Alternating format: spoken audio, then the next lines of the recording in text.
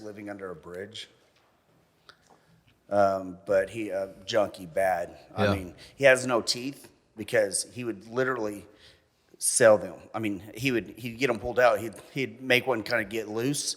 They don't have somebody pull it out. He'd sell them. Yeah.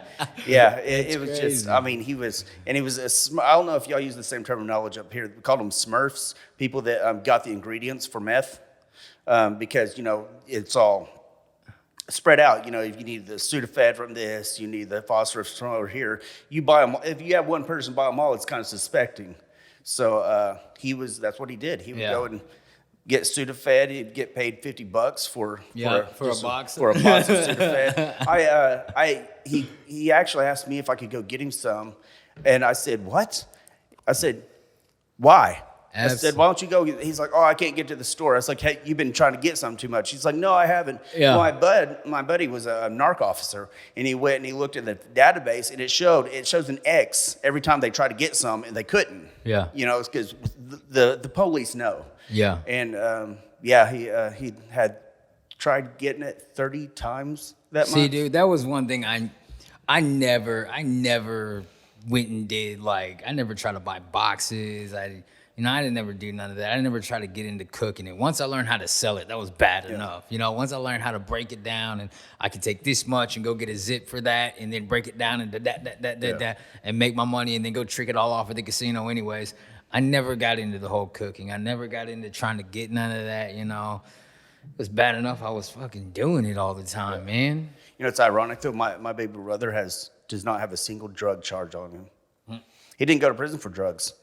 He went to prison for defrauding the elderly, and this tells you the politics in the legal system. And 5 years for indecent exposure, 5 or 10 years. He didn't do it. Don't look at me. I don't know. I've never No. What I'm saying is, myself in when public. somebody, you don't get 5 years for indecent proposal. For like molestation, stuff like that. They'll because all they want is a guilty plea. Yeah. The politics, the DA's office, that's where the corruption is. They're like, oh well, we can't prove this, but we'll if you'll plead guilty, you don't have to. They won't tell you they can't prove it. They'll say that we can prove this. We're going to go this. You'll go in for 20 years, or you can go ahead and sign here, and just do 5. Dude, I've been down that Yeah. road. I've been in the judicial system since I was 12 years old. I've had these guys lie to me every which way, promise this, that. But a lot of it, man, all of it was my ignorance and my poor decision, my life decisions I made. That's what I tell people. I'm not a criminal. I was like, do you know what the difference between a criminal is and somebody that made mistakes? Accountability. Mm-hmm. Criminals don't typically take accountability. They blame somebody else. Somebody else did it. The police got me. Yeah.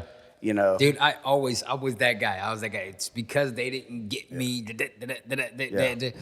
I don't know, man. Somewhere down the line, I just finally grew up and was like, you know what? Dog, this is all my fault, Especially, and I tell that to youngsters today, man. I'm like, dude, when they're out there doing something stupid, it's like, ain't nobody gonna do your time for you, Yeah.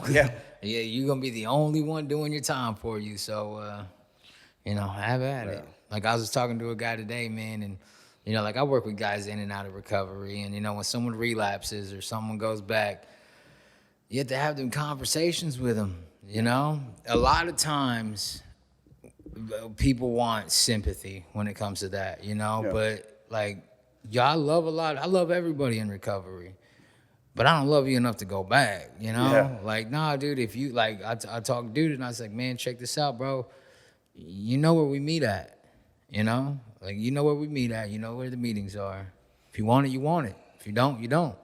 I ain't got time to hold nobody's hand through this thing. Like, I'm here as an example to show people it can be done, right? God can change your life. God can free you from alcoholism and drug addiction and, the lust and sex and pornography. Like, bro, I was so consumed with self. I want to do what makes Frank feel good. What makes Frank feel good?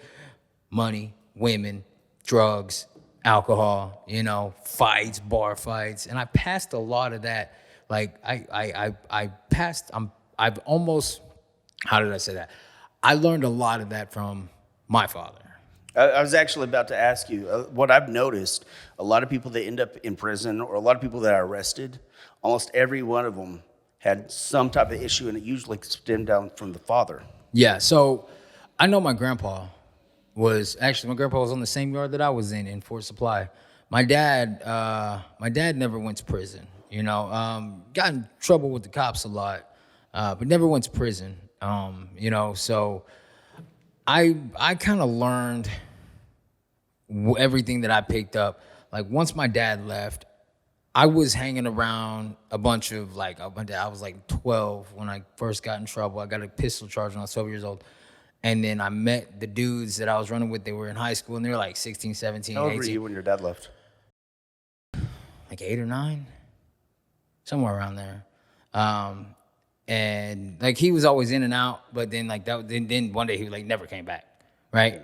And then as I got older, I remember my mom telling me, for the few years that my dad was in Texas, my mom would call my dad every time I got in trouble, right? If I was talking back, I was skipping school or whatever, she'd call my dad. My dad was like, boy, if you don't straighten up, I'm gonna come up there and I was like, yo, it seems like the only time I can talk to my dad is when I'm raised in hell. Yeah.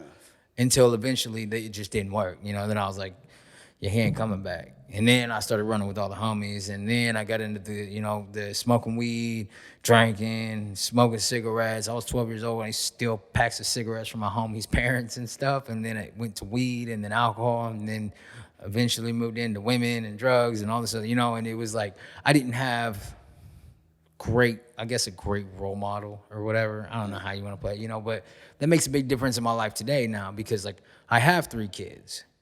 I have my boys and they seen me go through a lot of stuff. Especially my oldest, my 13-year-old. He's seen me go through, he watched me and his mother, I should say, go through a whole bunch of drinking, partying. We moved apartment to house to apartment to grandma's house to aunt's house to another apartment. And a lot of it was because I wouldn't drink. I wouldn't hold a job consistently, right? All I always wanted to do was party. I was like 18 when I met his mom, so he's my stepson. So I was 18 when I met his mom. And how old was he? He was still in diapers. He was, I think, about a year old, almost 2. And he was, he was a little baby. It was this girl that I met at a party. It was her son. And we kicked it for a little while. We moved fast. In a month or 2, she was moving into my apartment. And I was 18. I had my own apartment, right? And so I had the freedom. Ain't nobody going to tell me that. So I'm going to move this girl in. But, it's crazy because, I met my baby mama. And then that next day, I didn't see her. But then the day after that, I was with her from that day every day for 7 years. Wow. And that was us, and then she had a kid, and then eventually he got to calling me dad, and I wanted to be that father figure for this kid, and then a few years down the line we have a kid, and then a few more years down the line we have another kid, and then that we lost all of our children when my youngest, he was 6 months old, right? So when I got out of prison, my youngest seen me, and he didn't even know who I was, right? Same thing when he seen his mom for the first time. He didn't know who she was. So he was so young that we lost him at that point, and that was because we were drinking. We partied well together. We'd sober up. We'd like each other for a little bit, but, you can only like somebody that you meet on the party scene for so long sober, and then it's like, we party great together. We don't do a whole lot of other things good together, but we can damn sure throw down together, and being a father never really was that big of a thing on my list. I don't want to admit it. I'm going to. Having kids as an alcoholic and a drug user, they are just in the way of me drinking and using. And that's how it was. And it was like that for a long time. I was never home. I was always running off with some other chick, or, baby mama's running off with this guy. We weren't never faithful to each other. We never had a peace. There was a year where we went 7 months and we had a peaceful home where it was a house. It was a home. It was me, her, and our 3 boys. And then I started selling drugs because I just couldn't take the calmness, the peace, I guess. I started selling drugs. And before you know it, family full of chaos again, Yeah. So it was like, I don't know, fatherhood. It's it's a son of a. Yeah, it's the a lot of people assume that police officers typically grew up in a great household and everything else. They wanted to, because they were never around that. That was not the way of me at all. Sorry, let me fix this. I didn't actually know my dad. I have an older sister.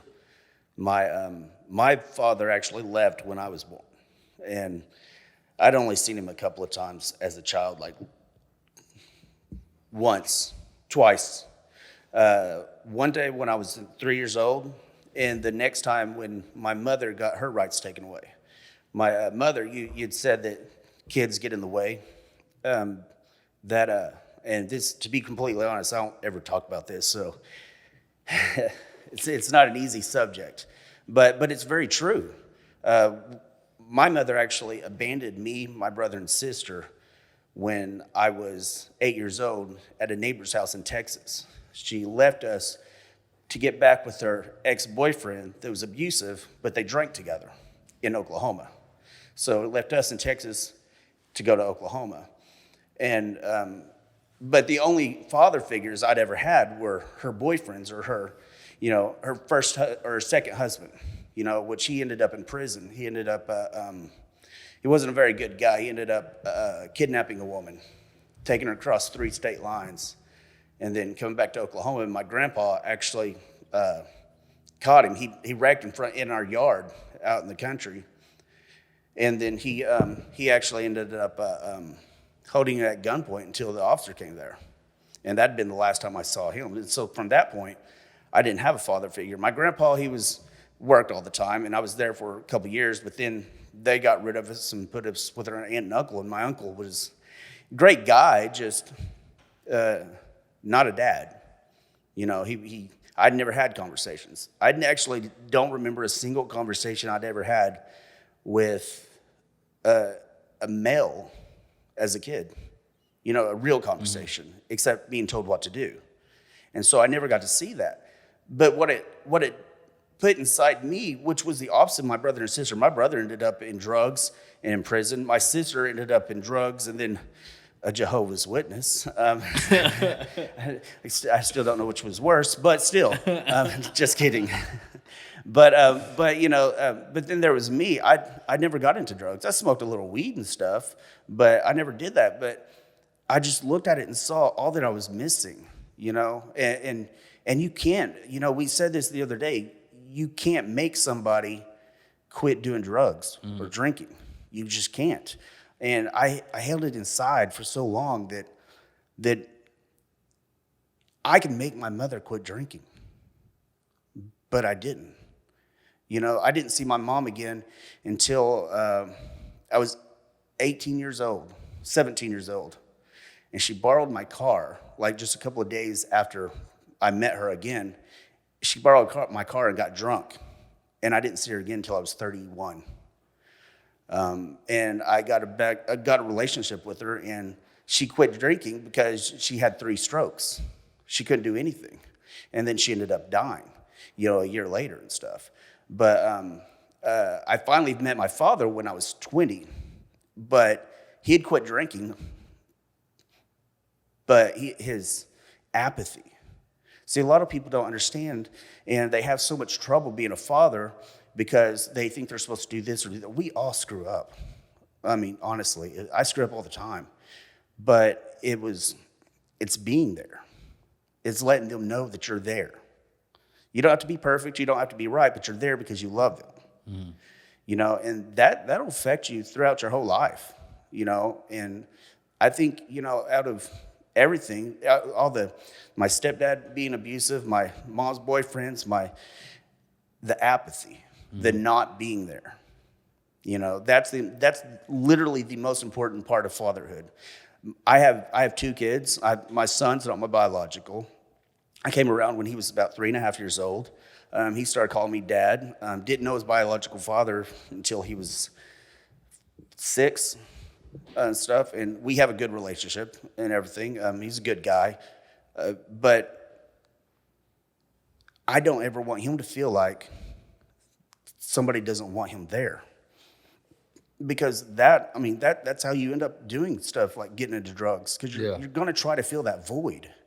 You know, and I found a lot of people that I'd arrested, you know, didn't have fathers, or they had a bad relationship with their father. They didn't feel like they were cared for, you know, and they're filling a void. Yeah.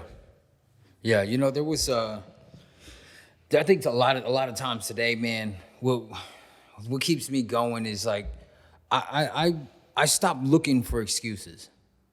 You know, I remember when I first got sober, when I first got out of prison, and I had my 2 boys, right? My oldest one was still in Hawaii. I had my 2 boys, and I had them, and baby mama wasn't in the picture at this point, right? She was still in California. So like when I went to prison, she went to California, right? And you know, I'm not trying to say this to like damn her or anything like that, because that's like she found her way of escape. I went to prison, and then my kids kind of just got tossed up in the air. So one of them went to Hawaii, which was my oldest boy. And then the other 2 went to my mom's house. And that's just where they were until I got out of prison, and then I moved into a sober living house. And then I started getting my boys on a more, you know, weekend basis and everything. And then, you know, I was getting them from my mom, and they were coming over. And I got that first taste of being a dad, right? Because like, although I had kids, I was never, like I said, I was never a father. I was always drinking. I was always getting messed up, man. And they were just kind of in the way. I never took the time to get to know my children because I was always drunk. And I remember when I first got out of prison, my oldest son, my middle son, Elijah, he would, every time I would drop them off somewhere, he would grab me. He would grab me and he would scream and he would cry, and that boy wouldn't let me go because he didn't know if I let dad go, when am I gonna see him again?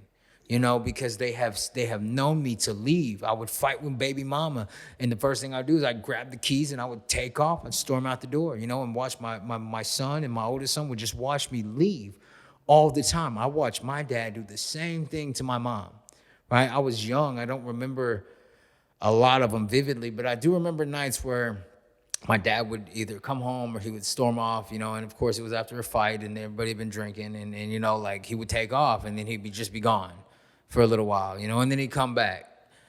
And I remember I would do that. I would grab my dad because I didn't want him to leave, you know, or there was nights that I would go to sleep and he was there, and I'd wake up and then he'd be gone, right? And that shit sucked, man. And I like, after getting sober and realizing this is what I've put my children through, a lot of it, I wish I could say I've been doing it, like I stayed on that path, but then I relapsed, right? I talked about this, I think last week or the week before. I talked about when I relapsed, right? Coming out of prison, I got sober, had my kids, and then I lost them for a second time. Nothing is worse than losing your kids twice, right? Because the second time, especially after saying you're a Christian, right? Yeah. After God saves you and all this, you run off and you trick this off again.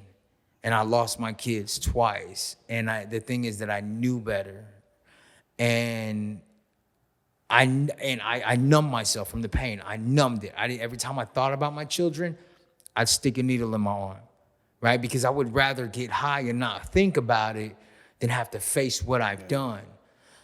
I never thought about it. And then January of 2020, man, I ended up in jail, right? And there was a yoga instructor. Her name was Chris. She said I could use her name. Her name's Chris Wyatt, right? She lives in Bristol. I love this lady, right? She was my angel, because while I'm in this jail, I was supposed to get out on a Friday. They mixed up my court paperwork. So I go to court Friday, but I was never on that docket. I was on the felony docket, which was another day. So I ended up getting stuck, and they laid me over 2 weeks. So, and I was in there on fines and costs. So of course I'm like, I'm gonna see a judge. He's gonna rule-8 me. I'm gonna get out of here. I'm gonna set up my payment plan. I'm gonna get back out to the streets. And I had some people to kill. And that's just being completely honest. Like some shit happened before I went to jail. I was gonna go burn someone's shit to the ground. But God had other plans, because I was supposed to get out on a Friday. They had me on the wrong docket. I get put off for 2 weeks. So that same Friday, I go back to jail. And for some reason, and this is the weirdest thing in the world, is that they had a yoga class in jail. I cannot make this up. This lady, her name is Chris. She came into Creek County Jail, right?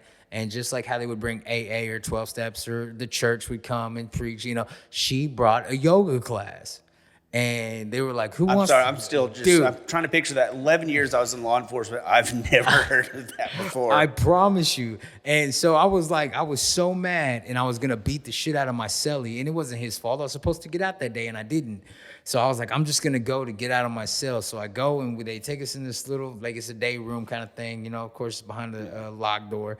And we're sitting on this mat, and there's this older lady, and she's just like, gray hair, old one, glasses. And I'm just kind of what you would expect like a peaceful yoga instructor to be. And I'm just like, what? I don't even know what's going on here, man. And as we start going through this lady was the realest motherfucker I've ever met in my life. Yeah. She gave me some truth, and not just truth that I wanted, like truth I needed to hear, truth that I didn't want to hear, but I needed it.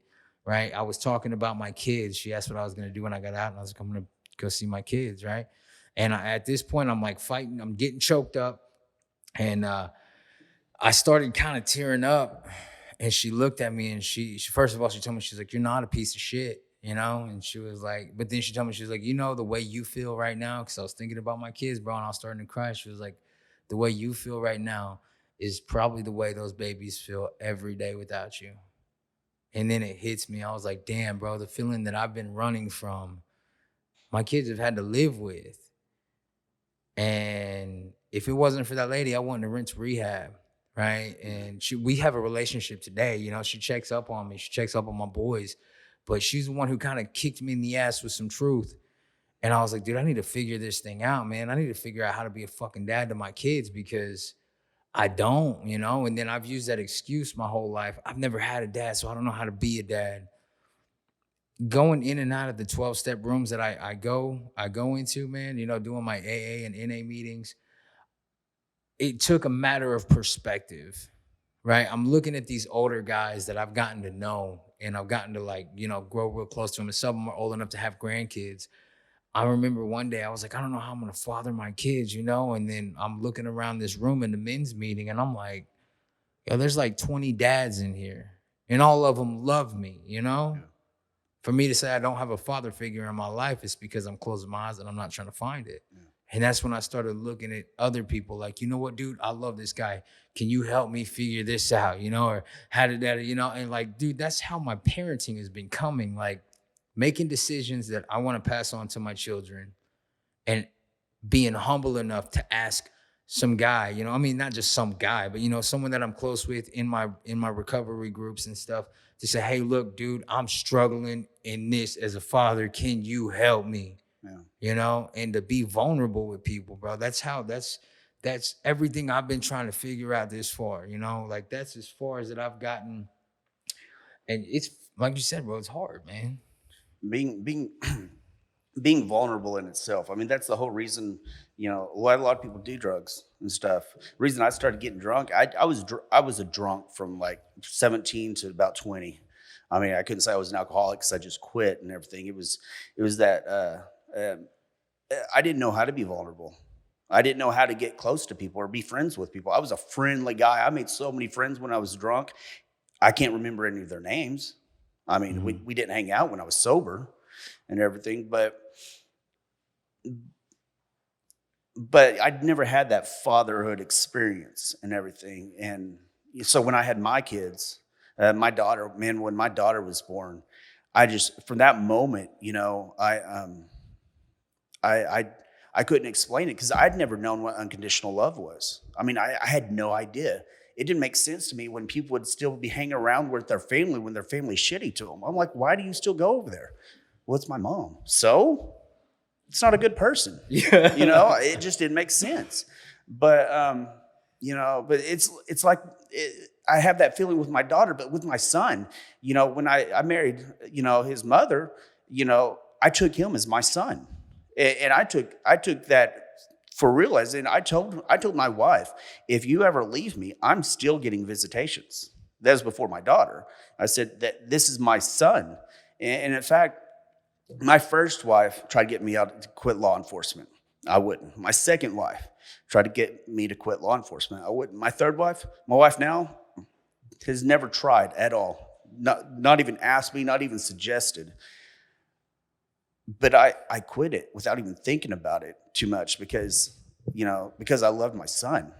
If you want to know what the definition of love really is, ask somebody who's never had it. It's sacrifice, because you see what it is when people love somebody. What are they willing to sacrifice for that person? My dream, my life, my identity was being a police officer. But when I became a father, my identity is being a father. Fatherhood is sacred in a sense. I think honestly, like, I'm gonna switch this and get kind of biblically. Biblically, bro, like there is something powerful over like the way that God sees us as his children, right? And throughout scripture, Jesus calls him his father. It's the Father, the Son, the Holy.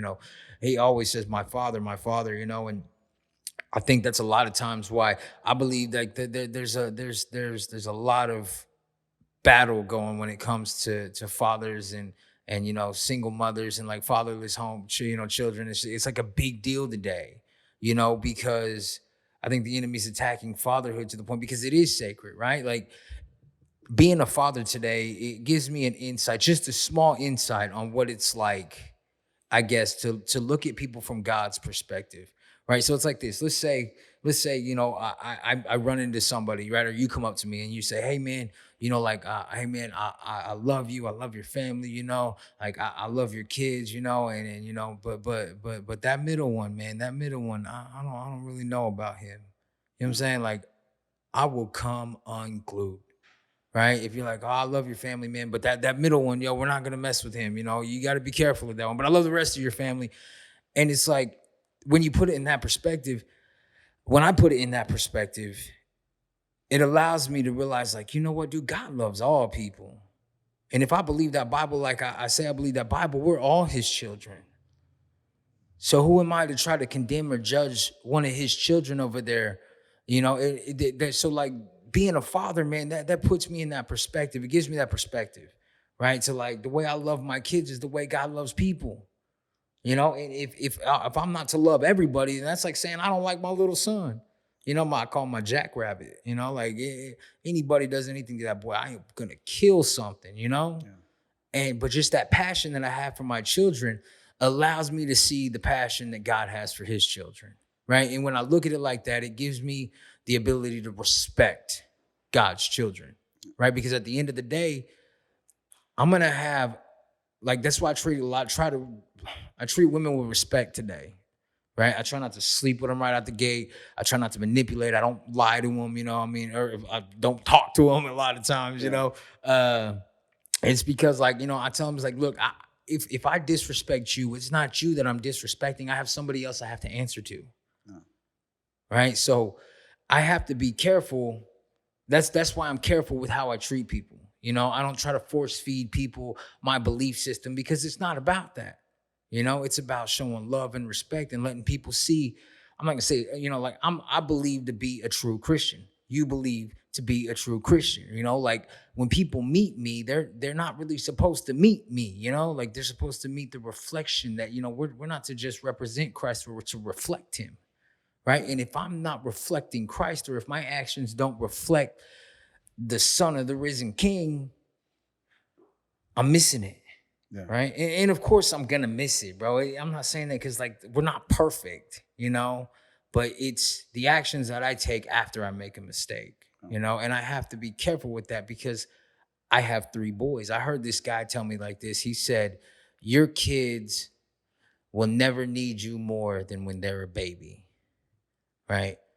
But then after that, your job is to return them back to God. Yeah. And that's where I'm at today. I'm trying to raise my boys back to God. Because if I don't leave them with that, like, that's why we pray at the dinner table. right? My kids know that when they're with me, every Sunday we go to church, even if they don't like it, like we're going to church because I'm going to church. Billy Graham said it, like he said, if a child gets saved first in the family, I think like 30% of families get saved. If the mother, then it's like 60% or 40% or something like that. But then like if the father of a family that doesn't believe in Christ gets saved, 80% of families whose fathers are saved first, the whole family will end up turning and going to church, right? Like there's something strong about being a man and the head of the household. And, I'm not speaking from a whole lot of experience because I've been fairly new at this, but it's staying vulnerable and what is the word? I'm remaining teachable, I guess, and taking criticism, constructive or non-constructive, You've never been to this point ever in your life. In Bro, 5 minutes, you'll never be to that point ever in your life. You're always going to be in another position. I didn't think I was going to make it to 20, dog. Yeah, you and me both. You spoke on head of household, and a lot of people, especially non-believers, because believers grew up with this already knowing ingrained into them because it's biblical, but it's true. It doesn't matter if you believe in the Bible or not. It's true. Head of household does not mean that you sit first at the table. It doesn't mean that you get the king's share and everything else.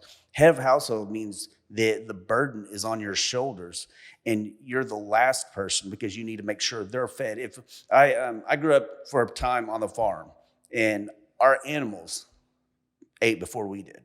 4:00 in the morning, they got fed before us, because that was our responsibility. Head of household, same thing. I will make sure that my children and my wife are fed and taken care of before I ever am. Right now, we have one car in our family, and it's my wife's. I sold my truck because I want to make sure she has a car. She has a way to drive and everything, because that's our job. And I know that my son and my daughter look at me. My son looks at me the way he thinks he should be when he gets older. My daughter looks at me in the way that she wants to look at a man. If I was a loser, if I was lazy, she wouldn't expect anything better for another guy. So she would end up dating one of them scrotes that I don't want her to date. My son, if I was a scrote, he'd end up being a scrote. But my baby brother ended up like his dad in prison, because that was his experience, because he got to meet him. He knew him. And he got to hear about him because his family told him about him and stuff. And he became exactly the way his father was, and I fought that. I'm not going to be apathetic. My dad now, the only thing he does wrong is everything, because he's apathetic. He's not there, and that's how important. And not being there isn't just living in the same house. It's being there. It's being active. It's knowing that they're watching you. No matter what you do, you may not know that they're paying attention to you, but they're watching every step, every move. When I get home, my son's not allowed to wear his shoes in the house, and I tell him to take his shoes off and put them in the closet. My wife has a bad habit of taking her shoes off right there, just leave them there. And I tell him, I was like, I don't, because if he ever sees my shoes out here, he's going to hear the do as I say, not as I do. My mother would always say that. And I remember I'm 6 years old and it pissed me off because it didn't make sense. We're an example. I should never have to talk, just like being a Christian. I shouldn't have to say anything for you to know. And being a father, I shouldn't have to say anything and you know what you're supposed to do, because I'm doing it. And I made him take a cold shower, and he was screaming bloody murder. I got in there with him. I wanted him to see, I will never make you do something that I will not do myself. And that's the importance of fatherhood. Yeah. See, I think a lot of, like today, man, I love my kids, right? And I have fun with my kids. And, I take them to go do stuff, right? But there's a firm line for me. Like, I let my kids, I'm not your friend. Yeah. I'm your dad, Like my son, I got my 13-year-old, man.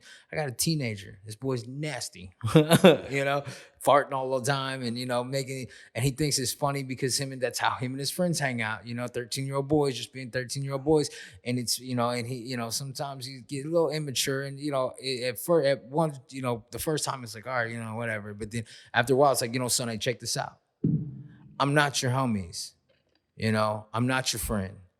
I'm your dad. And I have to reaffirm that line of respect. Now, my oldest son, he's seen more than my other ones, right? He's seen me drunk. He remembers, he told me one day, he's like, you remember that dog? You know, and I guess I was so drunk, I got pissed off at this dog. I kicked the shit out of it, you know? And I don't remember it, but he does. Yeah. And he told me that. And I was like, you know, I was like, damn, my son's seen a lot, you know? My son's seen a lot. So I treat him different. He gets a little bit more leniency. He gets $150 shoes if he wants. You know, my other ones get, you know, $20, $30 in Fortnite and toys, whatever. $150 shoes. But, you know, I mean, my son, he gets good things. I bought him a pair of $100 Sony headphones the other day because we go to the gym together. You know, we go to the gym. He's been with me, with Mike, you know, to go to a couple of different video shoots. You know, my oldest son gets to do things his brothers don't. But with that comes a higher level of responsibility. Right? But there's that line, man. A lot of times, and I believe today, bro, when it comes to parenting, you can give a kid a cell phone. You can give a 6-year-old, 5-year-old a cell phone, and they can show you how to work it. They can show you all the cool games. They can show you, but they can't fold their clothes. You see what I'm saying? And like, so like I've had to find this line. It's like, yo, okay, you guys get this, but chores are gonna come. You're gonna take the trash out. You know, you're gonna do this. You're gonna respect your mom. And it's hard for me as a father. You know, my kids live with their mom and their stepdad. So trying to find that moment where I can put pride aside and say, no, you gotta honor your mother and your stepfather. You know, if they tell you not to do something, it's not easy, bro. It really isn't, especially when it comes to my oldest child. You know, he's seen a lot, man. And he moved back here from Hawaii. He moved like after not seeing his mom for an extended period of time. It was like 4 or 5 years or something like that. He moved back to Oklahoma to her getting married to somebody he didn't know. Yeah. You know, it's not like, I'm saying, you know, it's just, he's very stubborn, right? But he's very strong-willed. But, you know, but I look at that as like those are what are they called? Those are like little seeds of his personality, bro. And I see it, and I'm trying to help him cultivate it, but I'm trying to help him channel a lot of that in a manner that's not negative. He broke his knuckle punching the wall. He got so angry, and then he was in a cast for, you know, 6-8 weeks or whatever, you know. And it's just like I see it, like I see the attitude, I recognize the attitude, I recognize the behavior, you know. I see it because that was me at one point. And now as a father, and I told him the other day, I was like, you know, we got to talking about stepdad and stuff like that, you know, because I mean, technically I'm a stepdad. You know, he I don't know where he's at with his real dad. That's his business, you know. If he wants to talk about it, we can. But and I told him, I said, son, I said, me and your mom made the decision that I was going to be your dad. We made that decision a long time ago, right? And although she's married now to somebody else, I have not forgotten that, you know? And you are my son. I prayed for him every day in prison that I would have a second opportunity to raise him, because he is the one child that my kids' mom could absolutely say, no, you can't see him, and there's nothing I can do about it. You know, I respect the fact that she allows me to still be in his life. And I've prayed every day in prison, man, to have a second chance to raise my oldest son. And now I'm getting it. And boy, it's incredible some days, man. Some days it's extremely tough. But you know what? I would not trade my battle today with that boy for anything else in the world. That's my battle. You know what I'm saying? And like, as a father, I got to own that. We got to own that, especially when it comes to being stepfathers, man. And like, ego. And you know, maybe it's just me. Yeah. Maybe it's just because I'm just a shit person sometimes. No. Like, when my son's father came around, we didn't like each other. I mean, I absolutely want to just whoop his ass because he was testosterone, all that. He was apathetic and stuff, and I, you know, he was going through stuff. I didn't know his personal life. I didn't care, you know, and so I just took everything personally. And I was like, this is my son, you know, and I was like, I don't understand why people wouldn't want to choose to be with their own son. You know, I argued, but honestly, I was arguing with my dad. It wasn't him, you know, and But he and his stepfather ended up getting with a really good woman, and he grew up. You know, he's younger. I mean, he just turned 30, around, yeah, not too long ago. So he's a lot younger than me too. But he grew up, and I had to, when he started coming around, I had to release the fact that yes, this is my son, but it's also his. You know, that I can't control what happens down there. Luckily, me and him have a great relationship, me and the stepfather, or the father, sorry. At first, my son actually called him the stepdad and called me the dad, you know, and my pride gets all big. Now I'm like, man, that was kind of shitty. Think about if you're in that situation. Oh, yeah. You know, your real son calls you a stepdad and calls the other guy dad. I mean, you know, and I thought about that, but he stepped up, you know, and the thing about it is that he made his mistakes, but he stepped up, you know, and you can make your mistakes. You were shitty then. We've all done shitty things, but you owned it. You took accountability. Hey, I didn't, you know, why do I still not have a relationship with my father and my mother? And I never really fixed everything. Neither one of them took accountability. They didn't even try. They never picked up and left off. You are picking up, and you know where you screwed up in life. And you own it, you know, and your kids will see that. They see that you mess up. You need to let your kids see that you screw up. You're not perfect. But you need to, anytime I mess up, anytime I yell at my son when I shouldn't have, I go and apologize to him. Yeah, that's... and it's hard. It's hard Yeah. because, you know, the pride thing and everything, but I need him to see that you have to own your mistakes, because if you can't own your mistakes, you end up going to prison. Yeah. You end up doing this. It's always somebody else's fault. No, when you screw up, it's your fault. Fix it. It may be only 5% your fault. You fix that 5%. Yeah. You know, quit blaming other people for everything. Fix it. You know, take control. And, you know, and we've got to be the men that our kids are either going to grow into or marry. So what kind of man do you want them to be, or what kind of man do you want them to marry?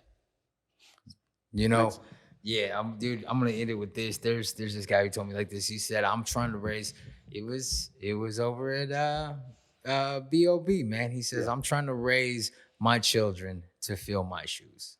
That's smart. That's you know, really smart. like I'm trying to be the man to raise. He's like, I gotta be the man that my kids will one day fill my shoes. That's who I want them to be. That's really smart. And it's every day. Powerful. You know what? Consistency. That's really, I'm learning, it's the consistency, because my kids no longer cry when I drop them off today. They don't cry like, when am I going to see dad? They know I'll be there next week. You know, come hell or high water, I'll get them. They know. And that's what you want them. You want them to know. They're expensive. Well, hey, don't forget to like, share. Anything else, Navo? No, man. No. Like and share. Like the thing, subscribe, and share the thing. And if you got any questions you want to ask this ugly guy here at all, or me, you know, the more handsome one, you can just leave a question in the comment. Don't look at me like that. I know I see it mugging like a hater. Just leave the questions in the comments, and we will have Josh answer them all. And I'll just sit you're here. better at talking than me. I'm the looks, bro.